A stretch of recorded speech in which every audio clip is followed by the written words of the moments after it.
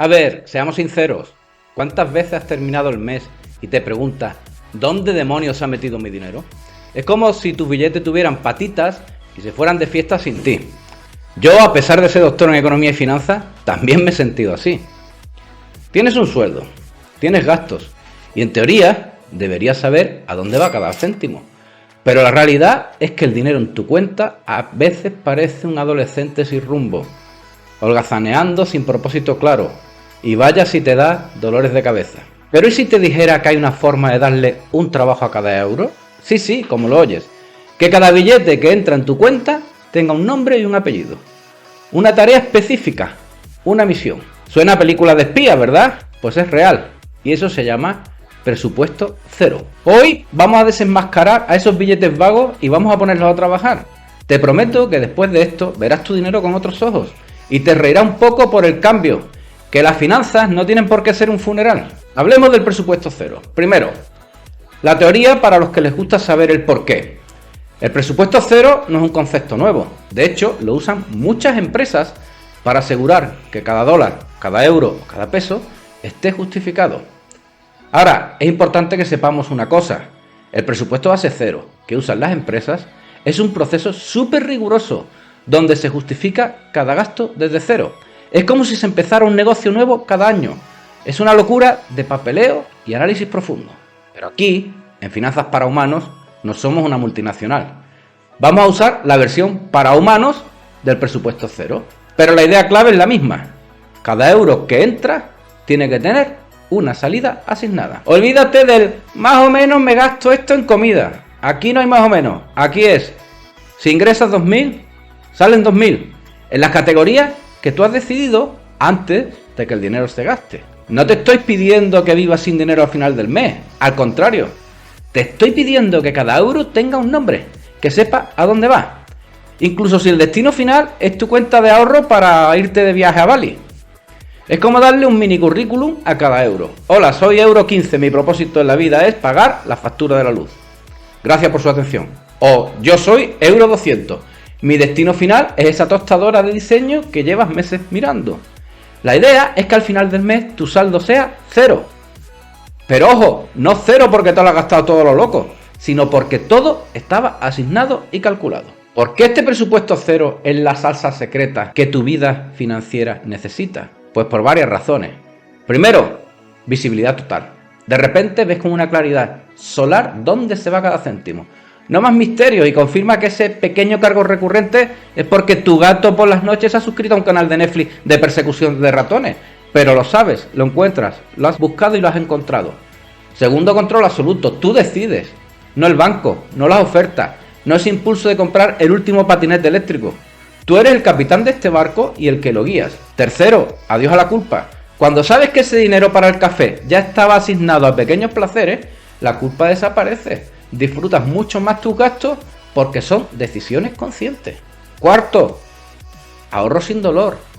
No es que te sobre para ahorrar, es que asignas dinero al ahorro desde el principio.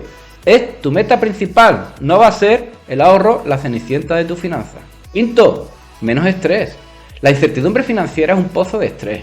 Con el presupuesto cero, la incertidumbre se reduce a mínimos históricos.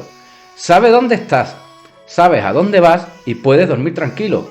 Es como tener un chaleco salvavidas financiero. Y ahora viene lo difícil.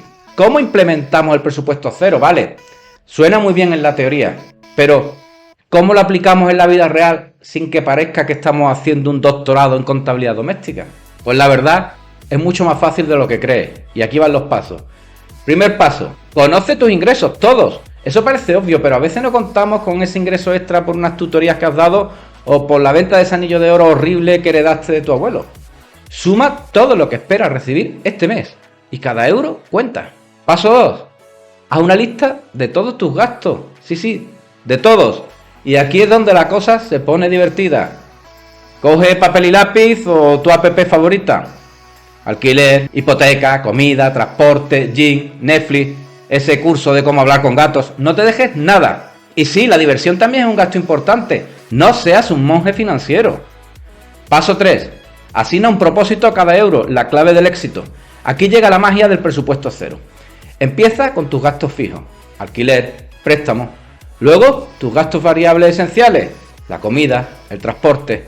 Después, el ahorro, ponle nombre, fondo de emergencia, vacaciones de ensueño.